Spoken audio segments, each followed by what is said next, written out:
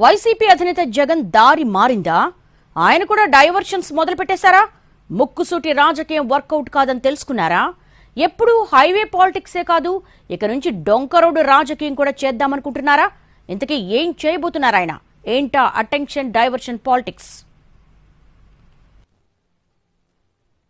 YCP అధ్యక్షుడు జగన్ ఎప్పుడూ straight line politics చేస్తారన్న పేరుంది. అది లాభమైనా నష్టమైనా నా దారి రహదారి అన్నట్టుగానే ఆయన వ్యవహారం ఉంటుందని చెప్పుకుంటారు. కానీ అదంతా గతం. ఇప్పుడు ఆయన కూడా మారిపోయారన్న అభిప్రాయం పార్టీ వర్గాల్లోనే పెరుగుతోందట.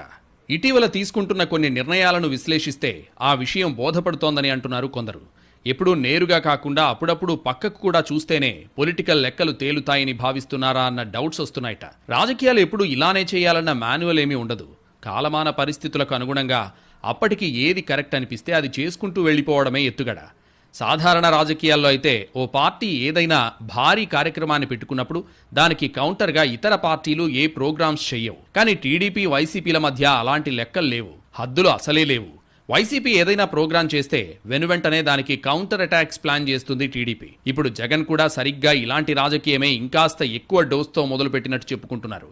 ఈ నెల 28న జగన్ సొంత జిల్లాలో టీడీపీ మహానాడు జరిగే సమయంలోనే ప్రకాశం జిల్లా పొదిలిలో పొగాకు రైతుల కోసం పోరుబాట పట్టబోతున్నారు జగన్. రేటు రాక అల్లాడుతున్న పొగాకు రైతులకు అండగా ఉన్నానని చెప్పేందుకు పొదిలి వేలం కేంద్రానికి వెళ్లబోతున్నారాయన. నిరుడు 36,000 వరకు పలికిన క్వింటా పొగాకును ఏడాది 24,000కు కూడా కొనే పరిస్థితి లేకపోవడంతో తీవ్రంగా నష్టపోయే స్థితిలో ఉన్నారు రైతులు. దీంతో వేలం కేంద్రంలో వారిని కలిసి పరామర్శించేందుకు సిద్ధమవుతున్నారట జగన్. ఓవైపు ధర రాకపోవడం, మరోవైపు క్వాలిటీ పేరుతో బయ్యర్లు ఎక్కువగా తిరస్కరిస్తుండడం సమస్యగా మారుతోంది. చివరికి ఆకు కొట్టుడు, చెక్కులు కట్టిన కూలీలకు సైతం డబ్బులు ఇచ్చే పరిస్థితి లేదు. సరిగ్గా ఈ పాయింట్ ని బేస్ చేసుకునే రంగంలోకి దిగబోతోంది వైసీపీ. ప్రజా సమస్యల మీద ప్రతిపక్షం ఆందోళన నిర్వహించడం కామనే, కానీ అందుకు ఎంచుకున్న టైం మీదే ఇప్పుడు చర్చ జరుగుతోంది.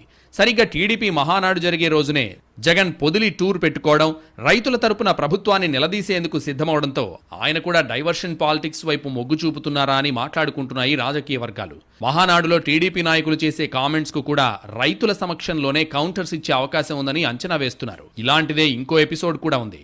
ఏపీలో చంద్రబాబు ప్రభుత్వం అధికారంలోకి వచ్చి జూన్ 4తో ఏడాది పూర్తవుతుంది. సహజంగానే ఆ రోజున విజయోత్సవాలు, వేడుకలు జరుపుకుంటాయి కూటమి పార్టీలు. సరిగ్గా అదే రోజున ఆందోళన కార్యక్రమాలకు సిద్ధమైంది వైసీపీ. ఎన్నికల ఫలితాలు వెలువడ్డ జూన్ 4న వెన్నుపోటు దినంగా జరుపుతున్నట్లు ప్రకటించారు జగన్. సూపర్ 6 హామీలు అమలు చేయకుండా కుంభకోణాలతో ప్రజల ధనాన్ని లూటీ చేస్తున్నారని ఆరోపించారు. అందుకే కూటమి ప్రభుత్వ వైఫల్యాలను ఎండగట్టేందుకు జూన్ 4న వెన్నుపోటు దినంగా నిర్వహిస్తున్నామని చెప్పారు. ఆ రోజున జిల్లా, మండల స్థాయి అధికారులకు వినతి పత్రాలు ఇవ్వాలన్నది ప్లాన్.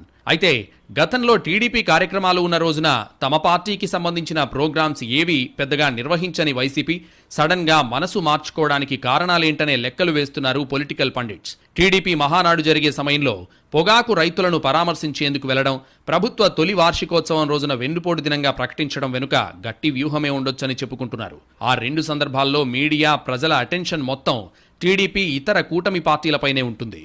సరిగ్గా అదే రోజుల్లో తాము కార్యక్రమాలు నిర్వహిస్తే అటెన్షన్ డైవర్ట్ చేయడంతో పాటు స్పాట్ కౌంటర్ ఇవ్వొచ్చనే అభిప్రాయం ఉన్నట్టు తెలుస్తోంది. అందుకే సేమ్ డేట్ ఫార్ములా అమలుకు నిర్ణయించి ఉండొచ్చు అంటున్నారు. జగన్ దారి మార్పు రాజకీయానికి టీడీపీ ఎలా రియాక్ట్ అవుతుందన్నది ఇప్పుడు ఆసక్తికరంగా మారింది. ఎవరి మైలేజ్ ని ఎవరు కొట్టుకుపోతారో అని ఉత్కంఠగా ఎదురు చూస్తున్నాయి రాజకీయ వర్గాలు. వైసీపీకి కొత్త లెక్కలు కలిసొస్తాయా? ఎవరు పైచేయి సాధిస్తారనేది చూడాలి.